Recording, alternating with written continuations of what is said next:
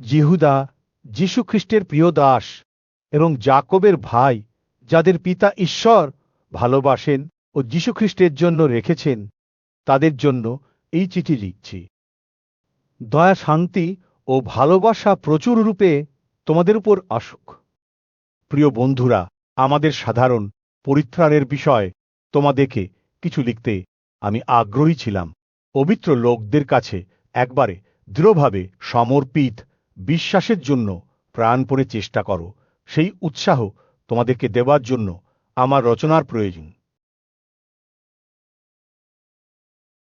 যেহেতু এমন কয়েকজন চুপি চুপি প্রবেশ করেছে যারা এই শাস্তির যোগ্য, তাদের বিষয়ে পবিত্র শাস্ত্রে আগেই লেখা হয়েছিল, তাদের ঈশ্বরের প্রতি ভক্তি নেই। আমাদের ঈশ্বরের অনুগ্রহ তুচ্ছকয় এবং আমাদের একমাত্র অধিপতি ও প্রভু যীশু খ্রিস্টকে অস্বীকার করে। কিন্তু যদিও তোমরা সবই একবারে জেনে নিয়েছ, তা সত্ত্বেও আমার ইচ্ছা এই যেন তোমাদেরকে স্মরণ করিয়ে দিই যে প্রভু মিশর দেশ থেকে প্রজাদেরকে উদ্ধার করে যারা বিশ্বাস করেনি, পরে তাদের বিনষ্ট করেছিলেন। আর যে স্বর্গদূতেরা নিজেদের আধিপত্য রক্ষা না করে নিজ বাসস্থান ত্যাগ করেছিল, তাদেরকে তিনি মহাদিনের বিচারের জন্য ঘোর অন্ধকারের মধ্যে অনন্তকালের শিকলে বেঁধে রেখেছেন। সেইভাবে সদম ও গমোরা এবং তার আশেপাশের শহর সব এদের মতো অত্যন্ত ব্যাধিচারগ্রস্ত এবং বিজাতীয় মানসিক চেষ্টায় বিপদগামী, তারা অনন্ত আগুনে পুরোবার শাস্তি পাবে, তাদের নমুনা রয়েছে। তা সত্ত্বেও এরাও সেইভাবে স্বপ্ন দেখতে দেখতে নিজের দেহকে অপবিত্র করে কর্তৃত্ব অমান্য করে, যারা গৌরবের পাত্র সেই স্বর্গদূতকে নিন্দা করে। কিন্তু প্রধান স্বর্গদূত মিখায়েল যখন মসিয়ে মৃতদেহের বিষয়ে দিয়াবলের সাথে তর্ক বিতর্ক করলেন, তখন স্বর্গদূতকে নিন্দা করে দোষী করতে সাহস করলেন না, কিন্তু বললেন, প্রভু তোমাকে ধমক দিন। কিন্তু এরা না বুঝে স্বর্গদূতকে নিন্দা করে এবং বুদ্ধিবিহীন পশুদের মতো যা স্বভাবত জানে তাতেই নষ্ট হয়। ধিক তাদেরকে, কারণ তারা কয়েনের পথে চলে গিয়েছে এবং টাকার লোভে বিলিয়মের ভুল পথে গিয়ে পড়েছে এবং ক্রোধের প্রতিবাদে বিনষ্ট হয়েছে। তারা তোমাদের সাথে খাবার খাওয়ার দিনের তোমাদের প্রীতিভোজে ব্যাঘাত সৃষ্টিকারীর মতো। তারা এমন পালক যে নির্ভয়ে নিজেদেরকে চালায়।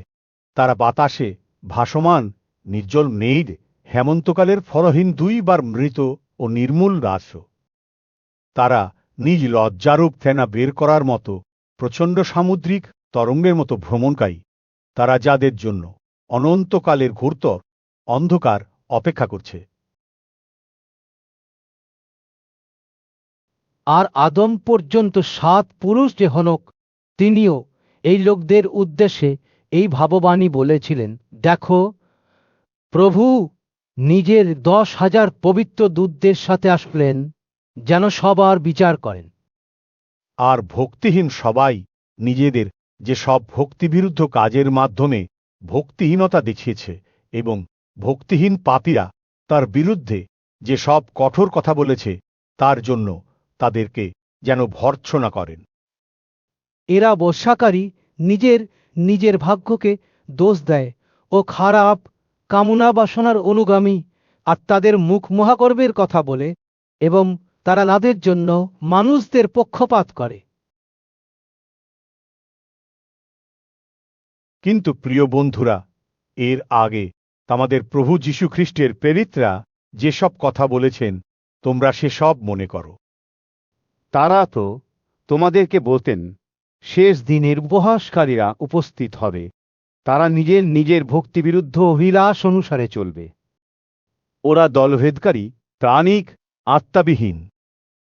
কিন্তু প্রিয় বন্ধুরা, তোমরা নিজেদের পরম পবিত্র শাস্ত্রের উপরে নিজেদেরকে গেঁথে তুলতে তুলতে পবিত্র আত্মাতে প্রার্থনা করতে করতে ঈশ্বরের ভালোবাসায় নিজেদেরকে রক্ষা করো। এবং অনন্ত জীবনের জন্য আমাদের প্রভু যীশু খ্রিস্টের দয়ার অপেক্ষায় থাকো।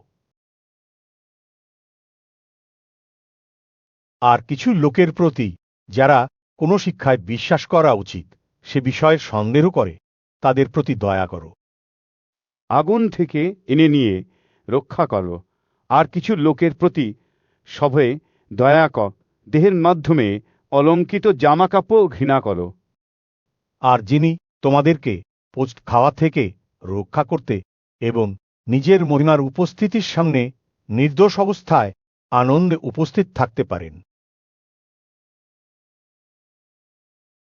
যিনি একমাত্র ঈশ্বর আমাদের উদ্ধারকর্তা, আমাদের প্রভু যীশু খ্রিস্টের মাধ্যমে তাঁরই উপস্থিতি, মহিমা, পরাক্রম ও কর্তৃত্ব হোক, আর এখন এবং চিরকাল হোক। আমেন।